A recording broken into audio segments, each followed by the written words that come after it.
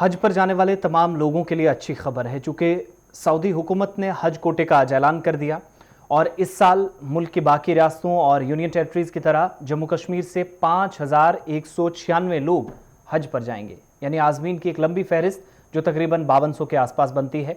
इसके बाद कुरंदाजी भी होगी। अब तमाम तर इंतजामात मुकम्मल कर लिए गए हैं और पहली जो हज की परवाज़ है वो 31 मई को जम्मू कश्मीर से रवाना होगी 31 मई 2022।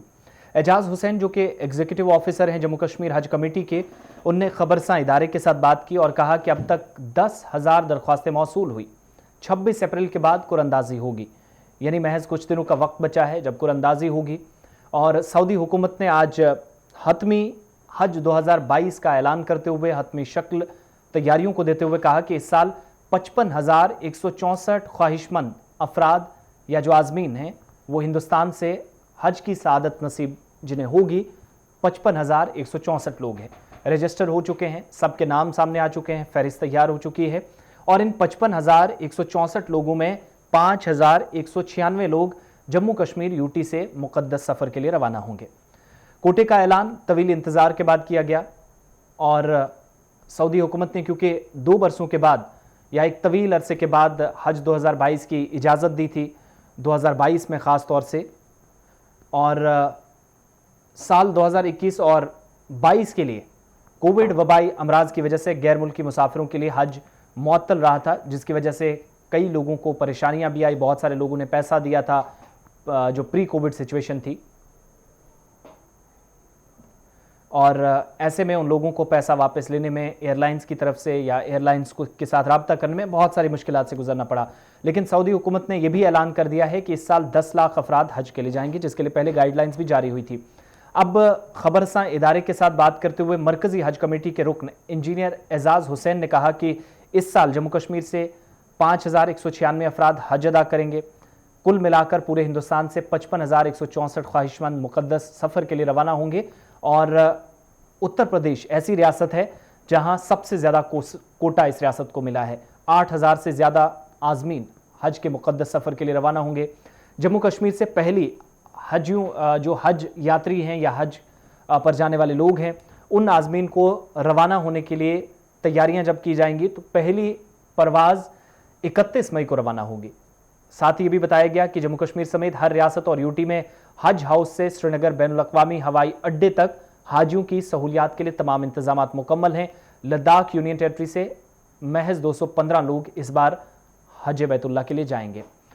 साथ ही दिल्ली में एक मीटिंग भी मुनक्किद हुई है जिसमें जोन 1 रियासतों और मरकज़ के ज़ेर इंतज़ाम इलाकों के इंतजामात पर तफसीली तबादला ख्याल हुआ है और इंतजामात को हतमी शक्ल दी गई है।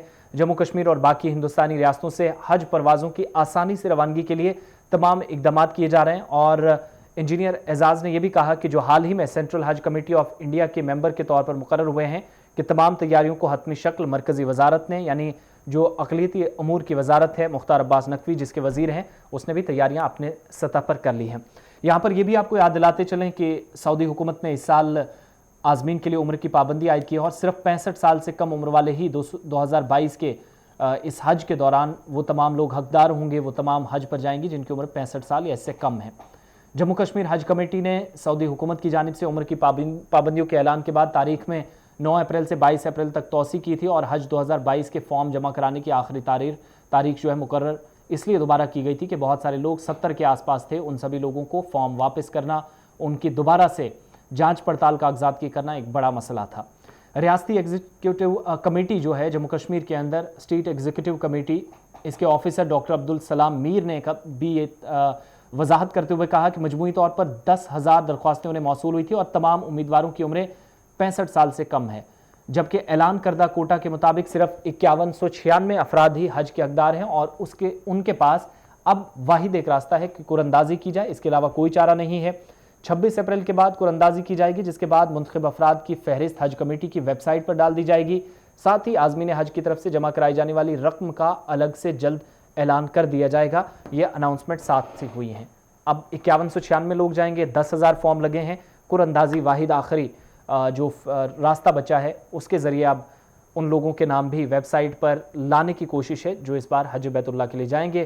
खुशनसीब लोग जाएंगे, बहुत सारे लोग रह सकते हैं, इसका मतलब वो खुशनसीब नहीं, ऐसा बिल्कुल भी नहीं है।